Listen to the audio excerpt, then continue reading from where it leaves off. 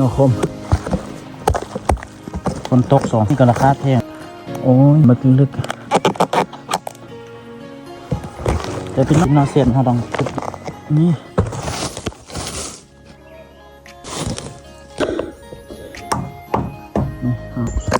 ลอยยังไงมันนี่เลยมาจากสวรรค์พี่น้อง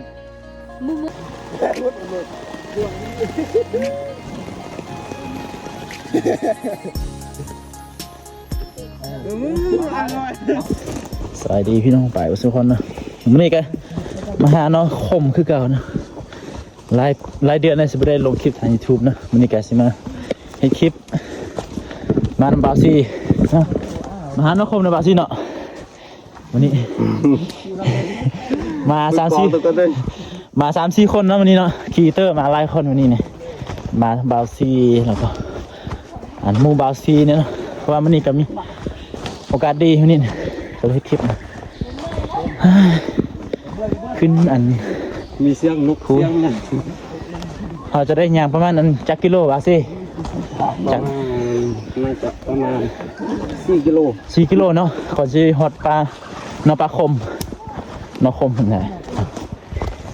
โอ้ธรรมชาติได้เลยพี่น้องแล้วก็นะว่าฮิมันข้อง่ายนะบาซีเนาะเราจะได้ยางไปประมาณบาซีว่าประมาณ4 กิโลถือว่าเขาได้ยางไปประมาณ4 กิโลนะครับครั้งแรกในชีวิตนะกลางกันนะใช่น้องอยู่ในกลางทึ่มกลางเอามือหรือโอ้จะอ๋ออย่างว่า4 กิโลนะธรรมชาติดูว่าดีดิอยู่บ้านอันบ้านน้ำเสือพี่น้องอยู่บ้านบ่าวซีเนาะวันนี้ก็สิมาหาน้องคมหาน้องคมนำบ่าวซีนะที่นี่ก็เป็นป่าสงวนเด็กอย่างเด้อเป็นป่าสงวนนะป่าสงวนแห่งศาสตร์เลยแล้วป่าสงวนบาทนั่นแหละพวกยังมีพวกใหม่ใหญ่ได้นะเฮ้ยโอ้ถ่ายก่อนนะต้นอันห้องหามต้นใหญ่เลยพี่น้องจะเมื่อกลางนี้ดำรู้กันดูบาซี่อะจะเมื่อบาซี่หลายตัวนะอันข้างล่างก็เป็นอันที่ดินนะที่ถับเอ้ยใช่ไหมพี่น้องยังเข้ามาหลายคนมี6 คนนะมูบาซีในภาษา2 คนก็อยากจะขอกำลังยางไปเลยมูเขาไปก่อนคอยยางเอาไว้พี่น้องก็เลยอันยางพาดนเลยก็เลยยังไม่ค่อยเก่งกันได้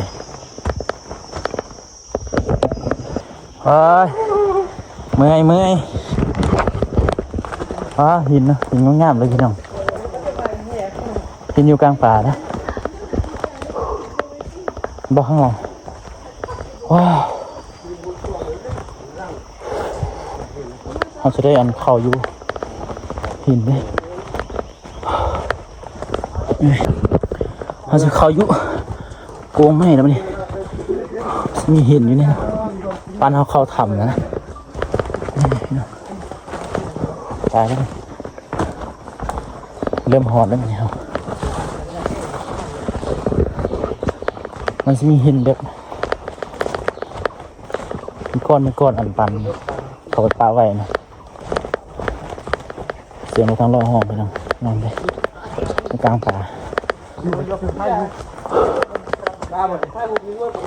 เขาต้องไปไวเลยว่า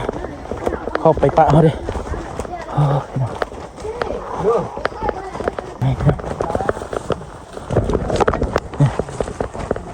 ไปก็จะเป็นบ่อย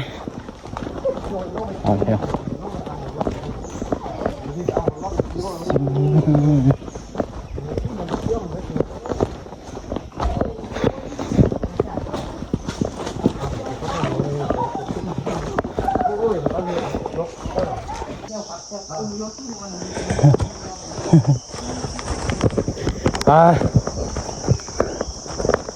ยังไงแล้วนี่ โ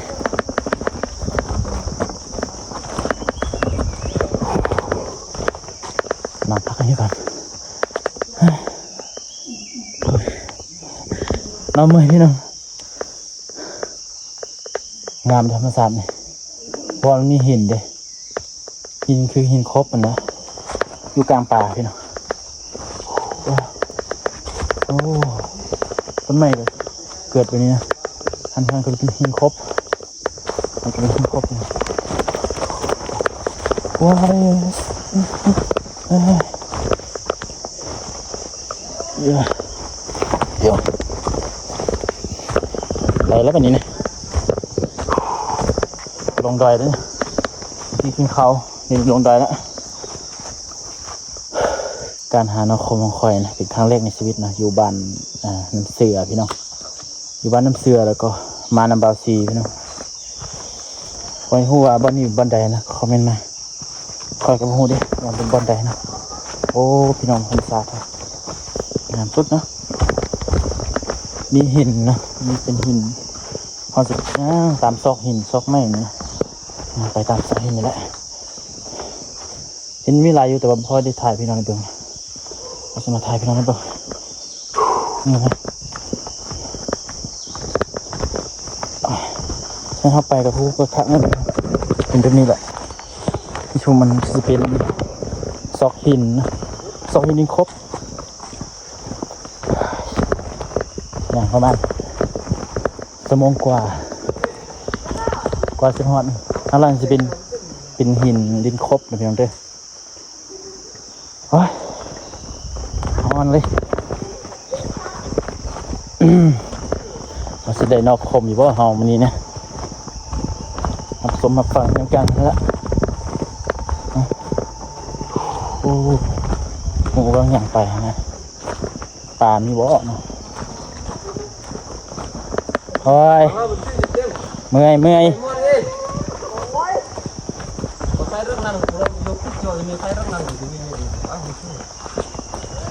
ี่ยให้ดำตัดนั่นแหละเอ้ยโ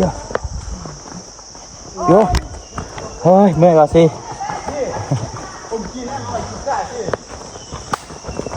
ไทยตอนนอปลาคมแล้วเตรียมอุปกรณ์หาเนาะคุณแจ้งมาเห็นเมื่อยบ่เจ้าเมื่อย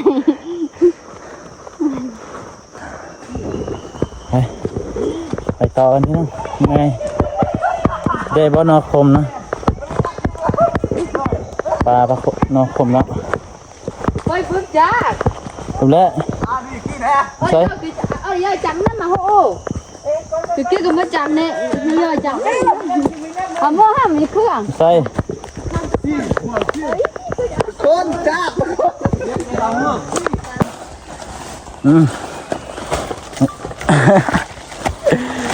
นกคอมบาซี่นี่เนี่ยอย่างเงี้ยรถกิน2-3 คนโอเคพออิ่มอยู่ก็นั่นก็จ้าไม่จังเนี่ยมาหอย3 ขุดมาได้เนาะเทียบเลยเที่ยวอยู่เต็มเนี่ยนี่กี่กะพี่น้อยๆยังอ่อนแห้งไหมเด็ดแล้วตัวนี้เอ้ยซ้ำนี่บ่ชีวิตนี่เสียหาได้แล้ว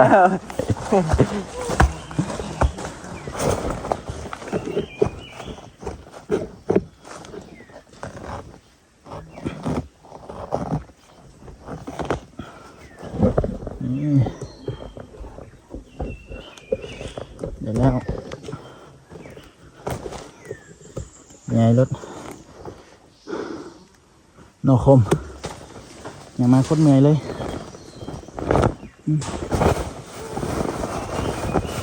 ห่อเข้ามาเดี๋ยวนี้นะ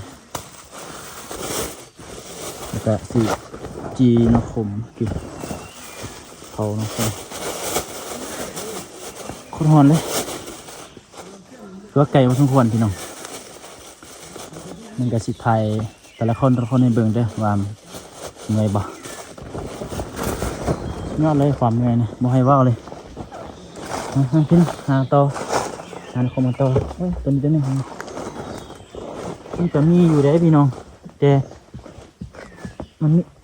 หนอน้อยนะมันจะมีอยู่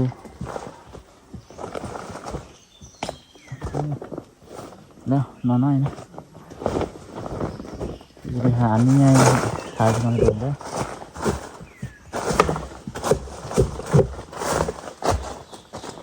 ปวดเมื่อยไปหาทางคุณตอนเนาะพอทางนี้บุมีแล้วทางคุณต่อ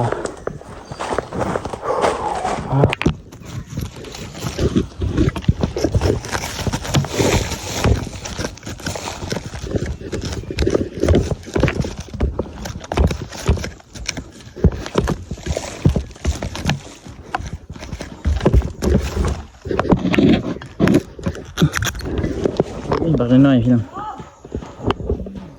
เฮ้ย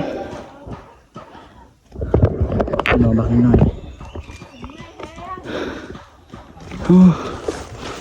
ยอดเลย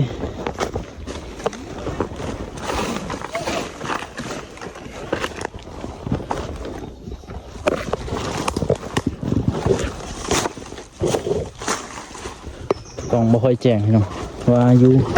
กลางป่ากล่องบ่ค่อยแจ้งมาคม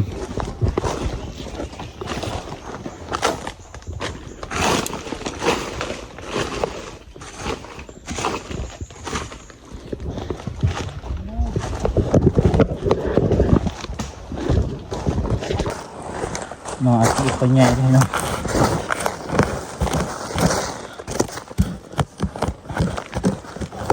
เป็นนอนน้อยใช่ไหมเย็บฝนตก2-3 มื้อก่อนนอนก็เริ่มออกเลยได้นอนเดี๋ยวนี้ก็ราคาแพงได้เนาะกิโลนึง40,000นะกิโลนึง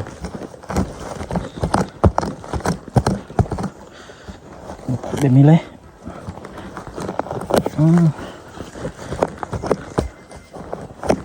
อุปกรณ์ที่เราใส่ก็เป็นพางอ้อนะ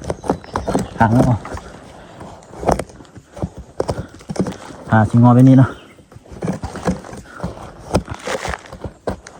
ตัดมาดู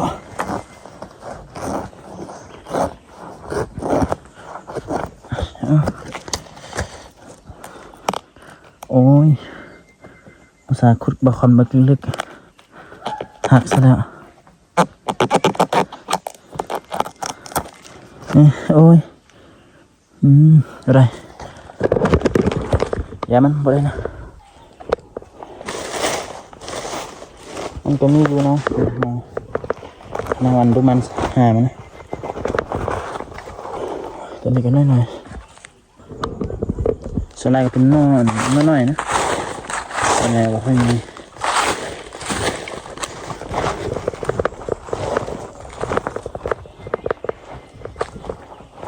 หาชิค่อยๆหาตาม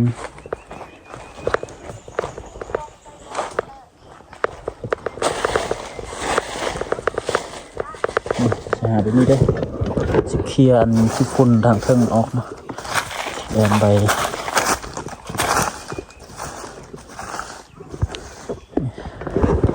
อันนี้ก็จะเห็นเนาะนี่ก็ไม่เห็นแล้วเราจะเคลียร์ไปใหม่นะเพราะว่านอกข้อมันจะอยู่บนซุ้มเย็นๆนะว่า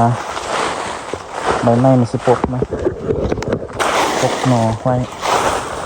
เอาปิ้งเสียก็ได้เอาเนี่ยเสียก็ได้พี่น้องมาสีเห็นอันปลายข้างนอนปลายข้างนอนต้น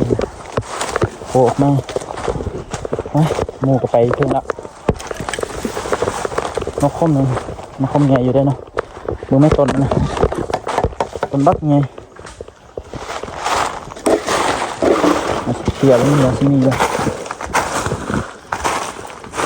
ลองเคลียร์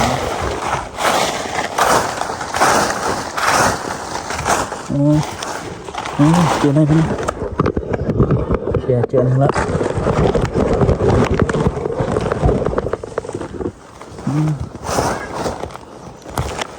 อันหนึงละเดี๋ยวกินน้อยหน่อยนะเราจะได้อยากกินนอเซียนเราต้องขุดดินเล็กๆนอนสิหวานจะไม่ค่อยคมปานใด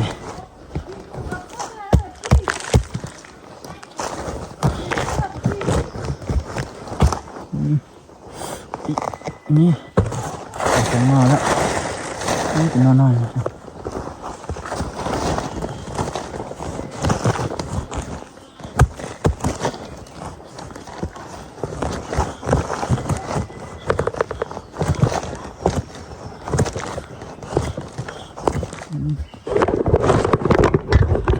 นี่หนอ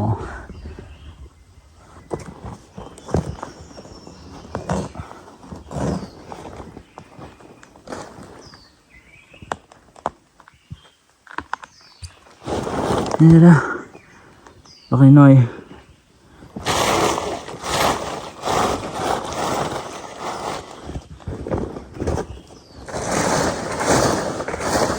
จะเคลียร์ไปใหม่มันแล้วก็มาซีโฟอันนี้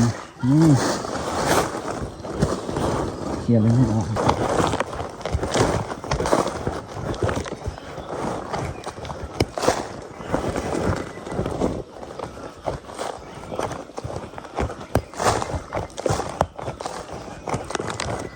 จะได้กินนอกง่ายเด้อ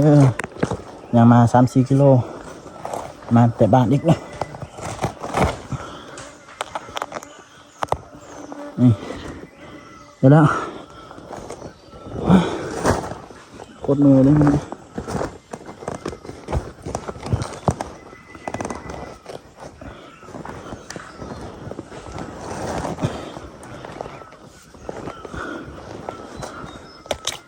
ี่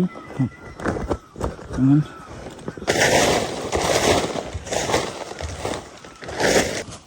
ก่อนจะได้นอนหนึ่งก็คือไง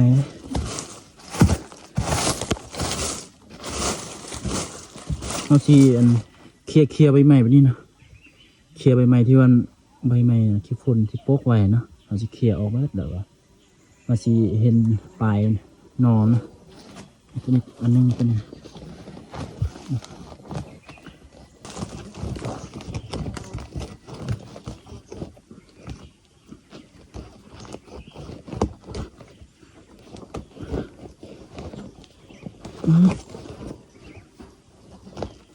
เข่งแล้ว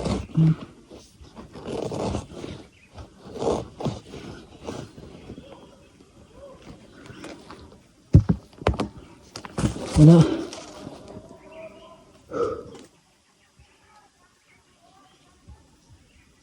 เดี๋ยวนะมือพุดมืองูก็ไปปะบ้างละไปหอยอยู่นี่นี่ก็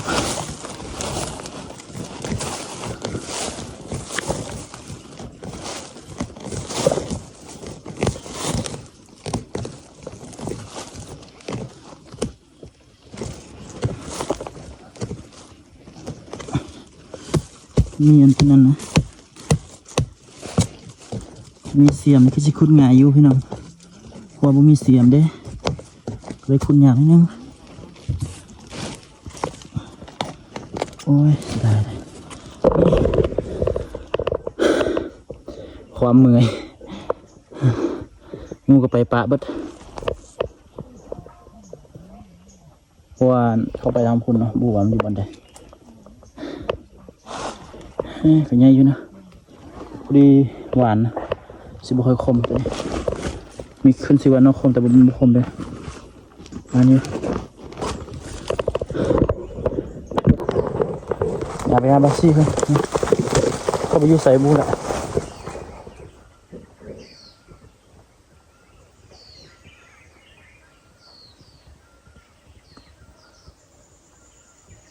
เขาจะอยู่พุ่น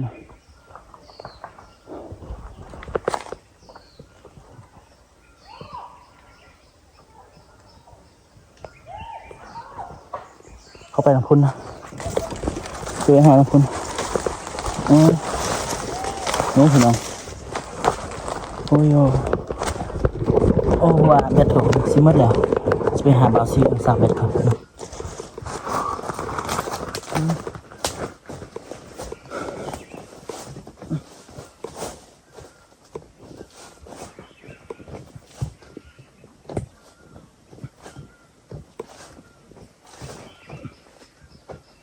ฝนมาหน่อยพี่น้อง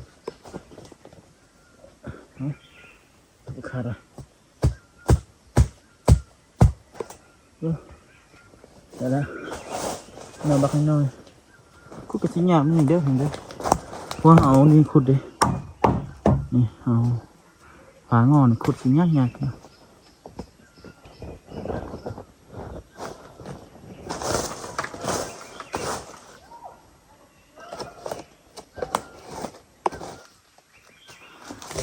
หอนนี่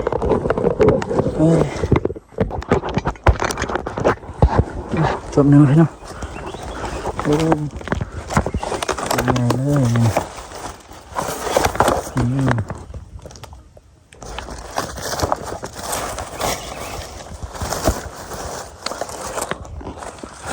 โอ้นี่ตรงนี้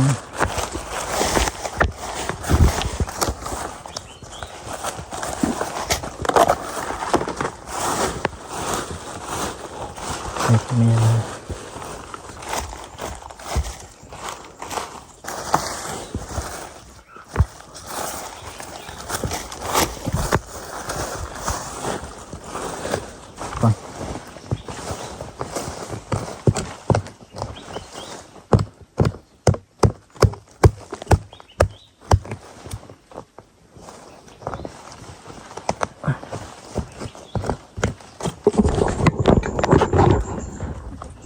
นี่เลยนอนใหญ่ได้กันเด้อนอนใหญ่ๆแบบนี้เลย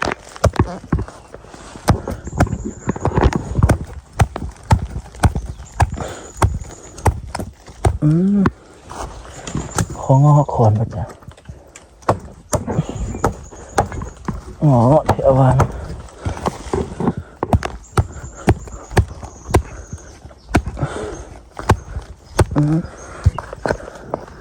ก่อนหนึ่งมันหนึ่งจับเกาะมันคุด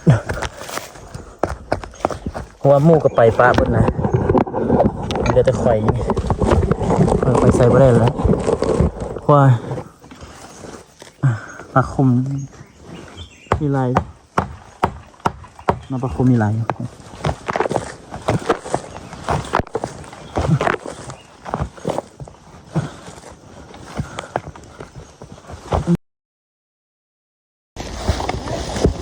ขุดนอกคมมันพี่น้องตัวใหญ่ข้างแรกนั่นนี่นะจะขุดแบบนี้เลย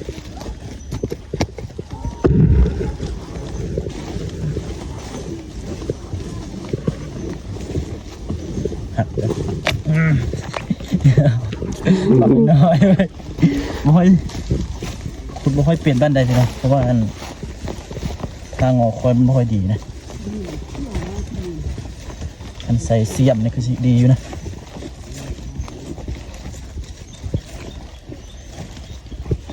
กี่จากน้ำนะตาหูป่ะจังทางนี้มาเยอะไหมโอ้เรียบร้อยมันไม่ยาวอย่าจบแล้วมือจบแล้วการแสดงHari nan gimana? กับเบิ้งภาษาขุดหนอนสามมากภาษาini Kekerang nan gitu semua. Dah habis akhir itu. สาวขุดหนอนมาไว้นะผมให้กำลังใจภาษาเด้อผมเด้อ Kena Ahmad deh ni. Tanya salah. หานอกก็เก่งหานอกก็เก่งมันมาบอกหาของกินก็เก่งมีผัวลงมือจับเด้อทำกันเองไหมหน่อยสิผัวทำไหม ผมมีอะไรเด้อผู้สาวมีผัว มีผัวบ่ย่านมีลูกเนี่ยสิย่าน เพื่อนกันไงจริง Ini pelai, gimana kau? ลูกจะหลับนี่ โอเคโอ้โหอีกลำนึงแล้ว นี่จบอันนึงแล้วยังไงกันง่ายเลยบ้านห้องนั่นนี่แหละเลยจะมากินนกคมมาเบิ้งด้วยท่านผู้ใดจะมาซื้อนกคมด้วยกันมาทำเพียงแต่มาเบิ้งตอนนกขุดนิ้วคนลำบากเลยในคาเสาขายนี่เขาขายทิ้งแล้ว เข้ามาห้าแม่สุดยอดเลยความไกลแล้วก็ความเมื่อยนะยืนลึกอีกก็ได้ใครเพลงซีรถนะมาห้าขึ้นเองเนี่ยชิ้นยากเลยความไกลเลยเราคุยกันลำบากนะมีเงินก็ซื้อกินซะถ้าแพงดอก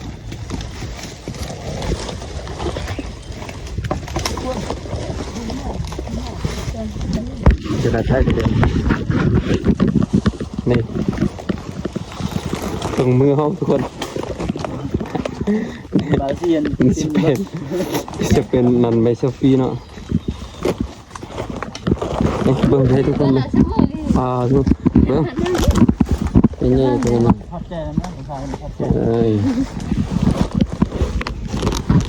Lagi akan sebab story paham. โอ้บางหลังจุดอีกลำหนึ่งอ่ะ แบบนี้เนี่ยดูตัวที่ขนาดไป เสียง เสียงคือ จิชัว โอ้ตกมาจากสวรรค์นะพี่น้องนอกคมเลยโมเมนต์อันนอนนั่นเลยนอกคมเลยเด้ใหญ่ๆเลยมันมาน้ำเบาซี่กับเบาล่ามันนี่เนี่ยกินของใน นั่นเลยนี่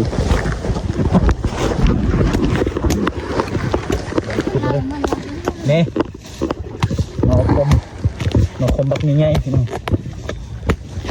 โอ้สุดแล้วโมเป็นซูเปอร์มันตามขึ้นเพราะว่าบ้านห้อมอุดมสมบูรณ์พี่น้องมีทั้งนอกคมมีทั้งนอกวายพี่น้องนอกแต่ว่ามันซื้อคมเลยนะเป็นซื้อนอกคมซื้อตัวมันฝาดได้มันว่ารถนอนมันนอกคมเลยนี่หัวหน้ามันนี่นะ มันหนาว มาซี่ได้นะวันนี้นะฟองเป็นอย่างนี้นะกินสิ อีก ดีเลยมาเลย เยอะ ฟังเสียงไหมแม่กลับเลยภาษาเนี่ยได้หลายอยู่นะละปานเฮาละปานเลยสองทงใหญ่ๆเลยฝนก็สิตกเลยพี่น้องแล้วก็ฝนก็สิตกมันเดี๋ยวนี้เขาก็สิกลับเลยกับอันกับกินเข่านะว่าไปได้เศร้าเลยคนโตแล้วนอกก็สิตายแล้วคนตกเนี่ย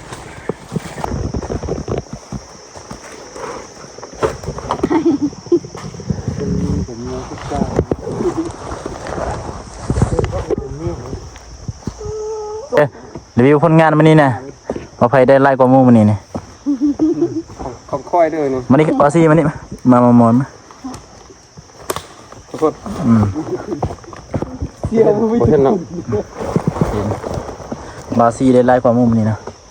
ได้พระเอกของเรา นี่ค่อยในได้จักน้อย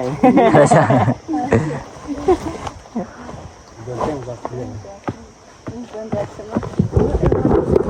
มาดูยังโคตรมือสวัสดี kita berdua perlu sih garuk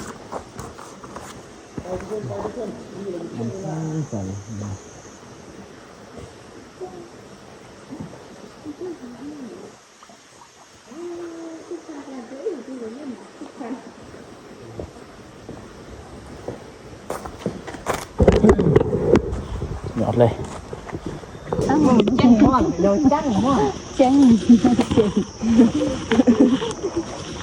Oh, ya saya coba ada kan influencer kan hantu. เย่เลยไปเดี๋ยวมาเปิ้ลยังเซวัน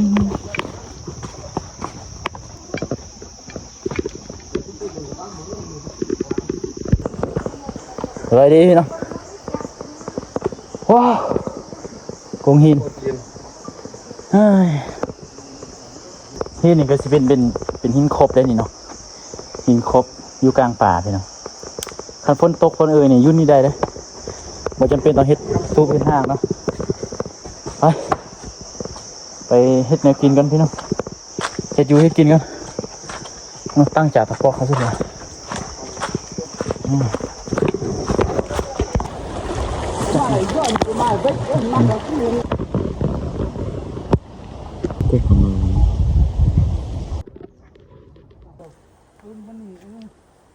mua mới từng lâu xe cắt กำลังงานเขาน้องคมกิน bây giờ là trắng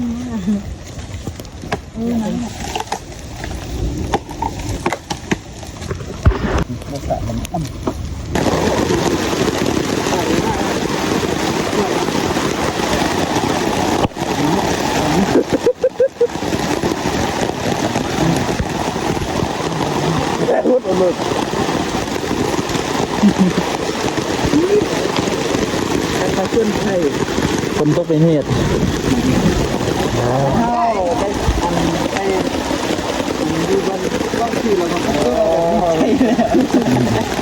มือได้ก็มาพูดจำไม่ดวงนี่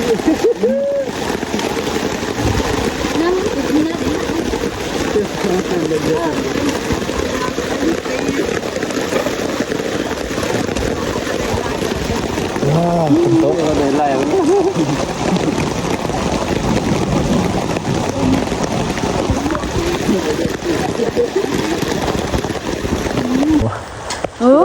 nhiều chơi xuống mới xa được biết uống ta là được tệ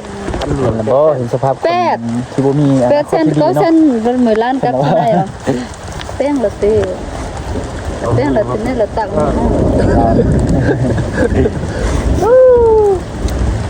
có ba lầm bạc nó là bó bó phom là mà đấy mà phom thế bạc đồn cứ đồng bạc là tí bạc đồn không cô sao mua lúc hảมียังจะมาว่าสาวมามีมันหนาวคนตัวมันหนาวจริงๆคนจะตกแล้วก็กินปลาก็ยังไม่สุกเขาก็อยากกินแบบนี้เนาะกันเอาละหักมาได้เลยตามโซนไทยหนึ่งมือนะ thì hắn tức thì chết mà rồi này mạo cửa cho mất biết là mà rồi tôi hẹn nèสู้ๆด้วยไอ้น้องฮะมันนี่กับพวกเรามันน่ะมันน่าเชื่อกันนี่มันน่าเชื่อกันนี่ ôi xin cái này bao cái xin เฮ้ยรูปพริกเรามีแป้งนัวมาไอ้ดองเจ้ากับเป็นใจคนจับเป็นใจคนจับพันยาวนี่บอลกันสิสติปูซาแม่ cái đầu có lúc cả đấy ได้มันก็ได้มันตะบังลูครับเด้อมันอมตะบังอมคนน้อยตะบังแซลมอนนี่อยากตะบังแซลมอนเฮ้ยทุกคนดูเขาสิปอกจัดเขาสิมาลายจัดเราเวียนหันหลัดโอ้นี่ได้นี่เปื้อนเอ้ยคิดเนี้ยโดนเลยใครก็คือ ได้ก็ไปจักน้ำ มันขาดตัวนี้นะ ว้ามือแล้วด้วยตะบังข้อนึงแหละ ไอ้เพื่อนก้านี่ไปปลามากจังเด็ก นี่แหละการผจญภัย เป็นมาเข้มนึงมัน đang một cái quan สามโฟนนี่น้องบอลเล็กเข้มเลย แซ่บๆไปน้องคุณนกก็จะได้กินหน่อข้างในพี่น้องคนจะตก bây giờ tao chưa có cha cả để nuôi cha thế เย่เลยพี่น้อง เย่กัดเลย หนาวแล้วเริ่มหนาวแล้ว cái cái lê cái con nó đi xuống nữa มือหน้าบุญป้าพี่เวียวมือหน้า cái rác có đúng rồi แต่ละคนมีความสุขคนตกไงมัดเยอะเพื่อนน้องนี่ก็มาปูล่างขึ้นลงไปงานสมุนมันสวยงามนะหน้าตาเขาเปียกเหมือนกันตีนพูดเลยรู้แล้ว ไปเจองานแล้วเราเปียกหมด ว่าเอาบนเลือกเลยนะ บนเรื่องเป็นหน้าตาฝนตกกันนะ ถ้าเบิ่งเพิ่นยังเบิ่งตอนฝนตกเลยนะงามเลยนี่เนาะแม่น่ะคันเบิ่งเพิ่นยังเบิ่งตอนฝนตก เบิ่งไปเบิ่งแต่สิพกเลย ถ้าคนบ่งามนี่มันคือสิมีอันน้ำย่อยหั่นฮะมาขมพี่น้อง ฟิวนะซัมนี่นะเราได้ยับเข้มยับขึ้นไล่ความทรมาน จะได้โยนผู้สาวมาหนอมห้องโง่ แม่นแม่นนะคือสิแม่นเนาะอดเอาแล้วเนาะคันเขาบ่ฮักก็ยังอดเอา เข้ามาบุกคู่เขาดูสาวนั่นคบมาจะไม่ กินยากอยู่ยากนั่นแหละ แน่ว่าแกหัวเราได้กับจักแน่อยู่ เอ้ย กี่จักนั่นลายชมภาพผ้าลายลากกันน่าจะตัดหลอก พาอยู่ใช่ว่า สิฮะจะได้มื้อนี้นะ อันถึงคนจะยกข้าวกับกินข้าวแซ่บนะนี่เบิ้งไง เบิ่งแล้วกินแล้วแหละ มึงรังหน่อย เอาเป็นเปิ้ลห้อย กินดูมันเป็นไงเฮ้ยพี่น้องกินข้าวกันเดี๋ยวสิคนสิตกซ้ำใดก็กินข้าวกันแหละ เขาบอกไม่เป็นหัวแล้วก็เลยได้แบบธรรมชาติเลย ต้องทับต้องเดินด้วย นะปิ้งปลาแล้วก็เผา จัก จะไล่กันนี่ได้เด้อ เผาเนื้อคมแล้วก็แจ่ว เจ้าปลาพึ่งนัว แจ่วผมเป็นนัวแต่กินได้คือเก่าเบาสิเนาะกินได้คือเก่าเฮ้ยมาข้าวน้ำเบาลาได้กินได้ สมุนไพรยาสมุนไพร กินข้าวกันได้ เอาเดี๋ยวติดพึ่งมาปะ มันนี่เมื่อยแห้งนะตากข้างเปียกตากข้างฝนมันนี่ เฮ้ยโอ้โหปลากุบอยู่ มีบ้านเหมือนซอกนอเด้อเหมือนกันไล่จ้ามมาซื้อ ซ้อมหน่อพ่อแห้งแล้วนะ มาเส้นผ่าเลยสด แล้วก็ซ้อมหน่อไปนำแล้วก็เฮ็ดคลิปไปนำพี่น้อง สุดเจ็บรถ มาเอาสิ มาแล้วกันเนี่ย เงยง่ายเงย ที่เบอร์เหนียวลูกเหมือนตอนเต้นอยู่เนี่ยเบอร์ตลอดเล่นกับคุณ สลองจำเจียวนะ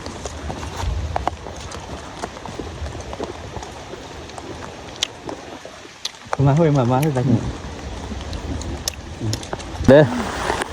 จุด น้องเพิ่งกินคนเดียวอ่ะ บ่ทุกคนด้วยทรมานแท้ดูแม่สภาพ นี่ไอ้เมื่อแก้วเฮานี่ เดี๋ยวเป็นน้ำแล้ว เกลือเฮานี่ก็เปียกหมดเนาะ โอ้ความเมื่อยพี่น้องสุดยอดเลยความเมื่อยนะคนก็เศร้าตกนั่นนี่นะ